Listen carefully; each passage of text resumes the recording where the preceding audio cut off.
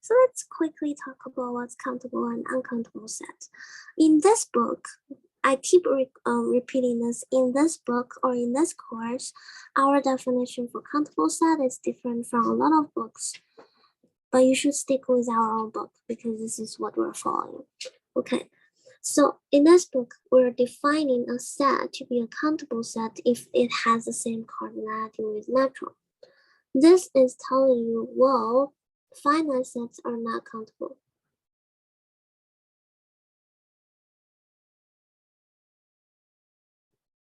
But it's not uncountable either because, well, in order to be an uncountable set, you need to be infinite set. Okay? You need to be infinite and or so uncountable. So finite sets, they are not countable and not uncountable either. Sorry, not uncountable, uncountable. In other words, in this course, finite sets, they're just finite. When we talk about countability, we are just talking about infinite sets. So countable means infinite countable, and uncountable is infinitely uncountable. Okay, finite sets, they're just finite sets. Okay, so in other places, you might see that they define it differently. They might define countable sets as a set that has the same cardinality or finite set.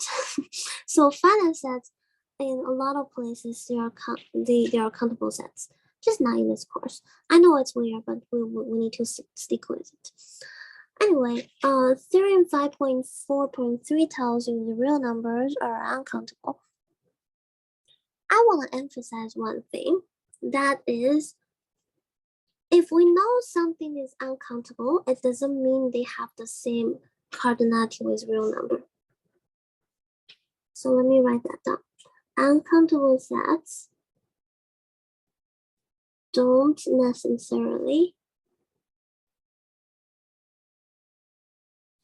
have the same cardinality as real numbers.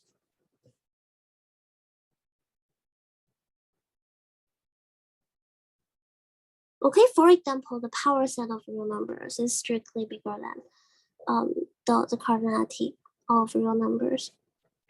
So when we have several countable sets, you can argue that they all have the same cardinality. But if we have several uncountable sets, you cannot make that argument. Okay, it's false. It's false. Anyway, example 2. So they ask you to prove that if A is an uncountable subset of R, then B, which equals to R remove A, has the same cardinality as R.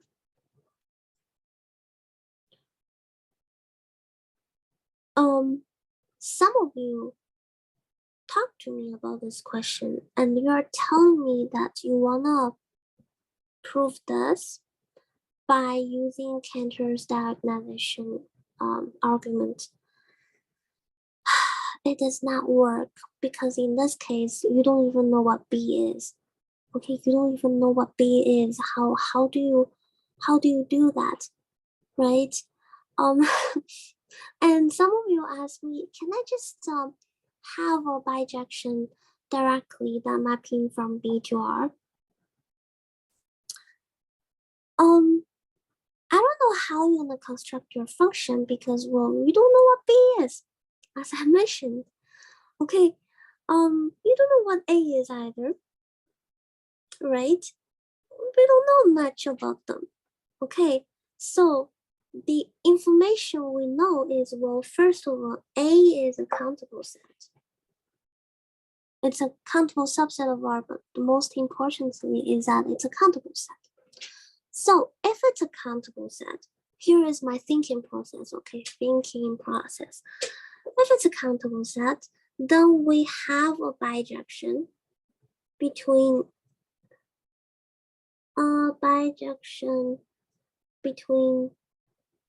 A and your natural number.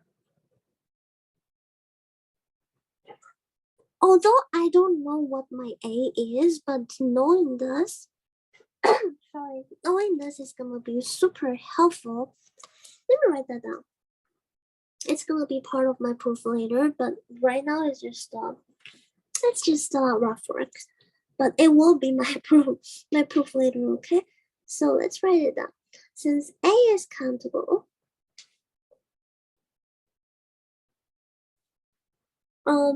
there is a function or there is a bijection. I don't know what the bijection is, but there is a bijection.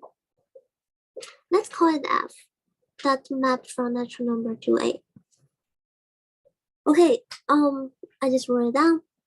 Why do I need this? Well, let me just show you in a moment. Because using this, you know what's gonna be in A now. Let me use a different color. Why? Because, well, your set A is gonna be what? Using F. It's just gonna be F of 1, F of 2, F of 3, F of 4, and so on. Right? Because, well, bijection means, well, it's injective and surjective. So surjective means every element in A is getting mapped by F. Something from natural number is going to map to it. So although I don't even know what A is, I can write it like this based on my function. Again, this is my rough work, and this will be my part of my proof, but just hear me out, okay? So using this, you can see that I don't even know what A is, but well, I can express it in some way. So that's useful. Now read the other half of the question. B is R remove A. So from this, what do we know? We know that A and B, they have no common element. Sorry, not equal to. The intersection is going to be empty. So they are disjoint. In other words, they have no common elements. Nothing is the same. That is good. Because if B is also countable, then I can do the same thing to B, and I can express B out and take the union of them. That's going to be R. Oh, so this question is turning to another question. So eventually what I need to show is union. Sorry, let me use a different color. This turned into another question that the union of two disjoint countable set is countable.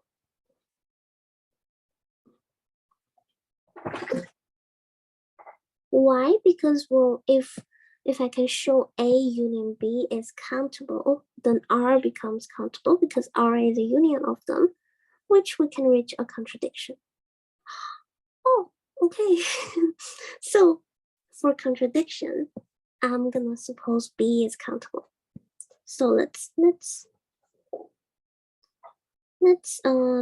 a little bit more space here. So I'm gonna add that to my proof.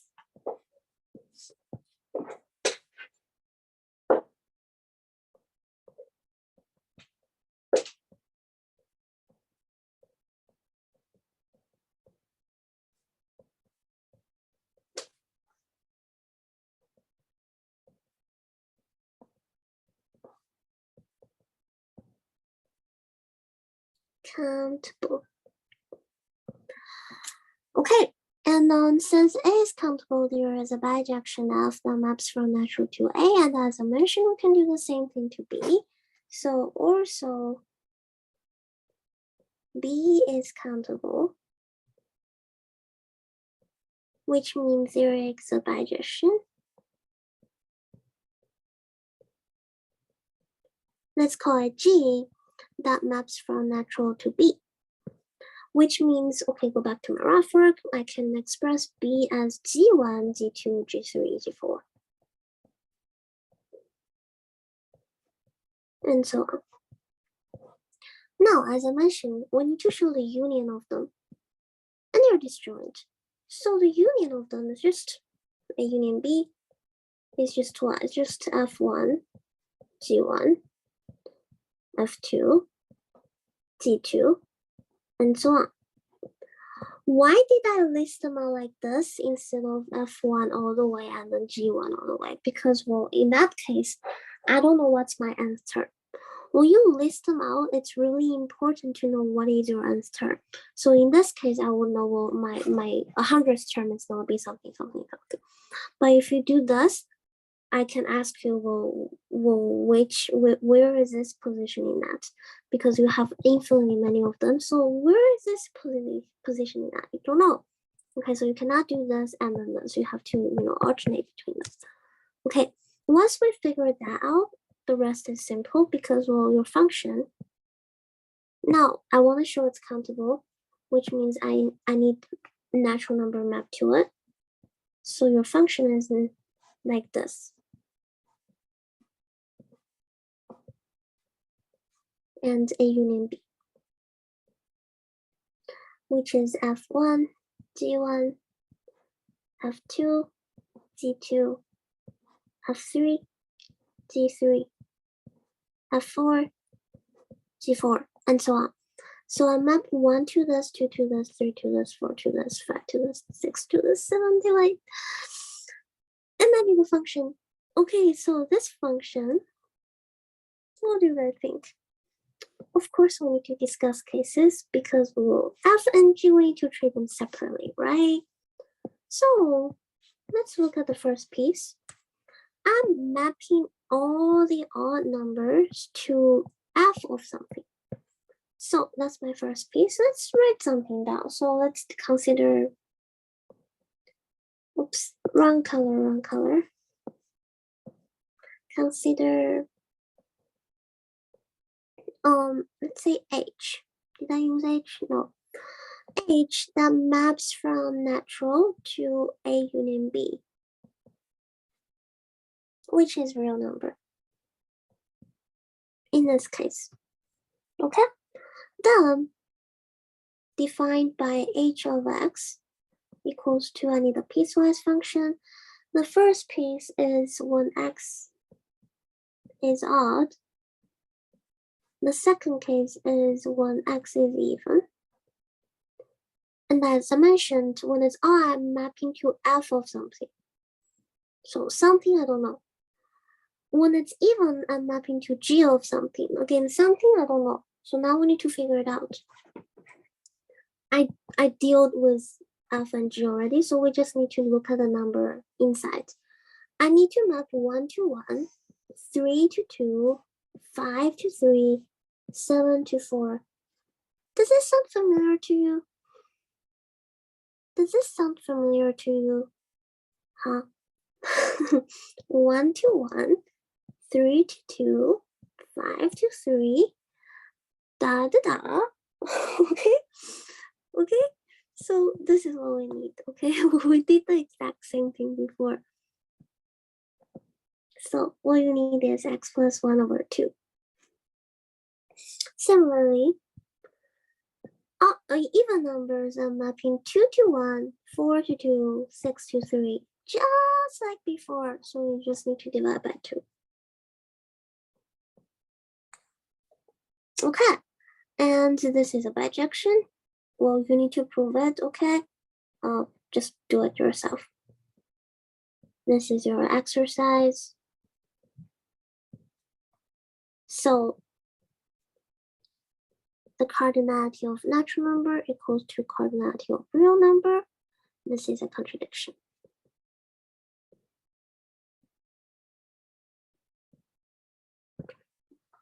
Okay, so this part is my proof.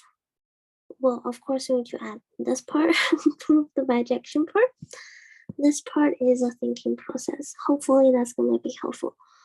And lastly, someone asked me to go over example 3 from, okay, just give me 1 moment. Example 3 from last week's tutorial worksheet on Quarkus. So let's do that. I did it briefly in one of the tutorial, I think, but I didn't do it in everything, so I need to do that. So week 9 or week 10? Let me see. It's this one, isn't it? Yeah, it's this one. This one. So it's really simple. I don't know why you need me to do this. It's really simple. If A and B have the same cardinality. Okay, so proof. Oh, this is really thick. How do I make it thinner? Oh, I cannot.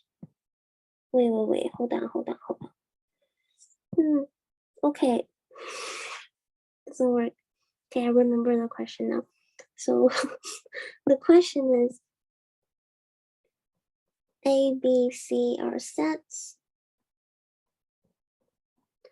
if cardinality of A equals to cardinality of B and cardinality of B equals to cardinality of C, then cardinality of A equals to cardinality of C. Just use the definition, okay? Suppose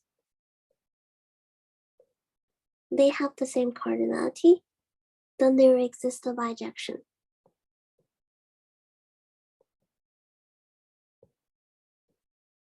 Let's call it F.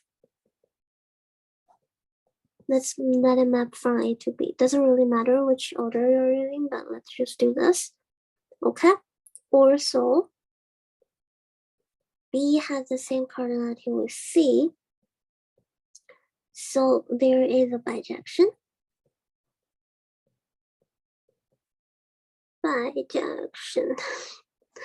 D that map from B to C. Now what do I need? I need a bijection from A to C. You just compose them, right? So consider, what do I want? I want to do F first. So consider G compose F, which is gonna map from A to C. Since composition of bijective function is bijective, the reason I didn't do it is because we've been doing the same thing last week over and over again. I'll show you later. Bijections is bijective. You just didn't realize it.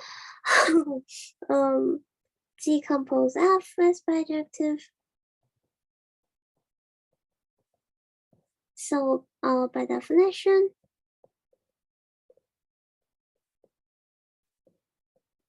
A has the same cardinality with C. That's the whole proof. The reason I didn't prove it is because, well, in several examples, I used it already.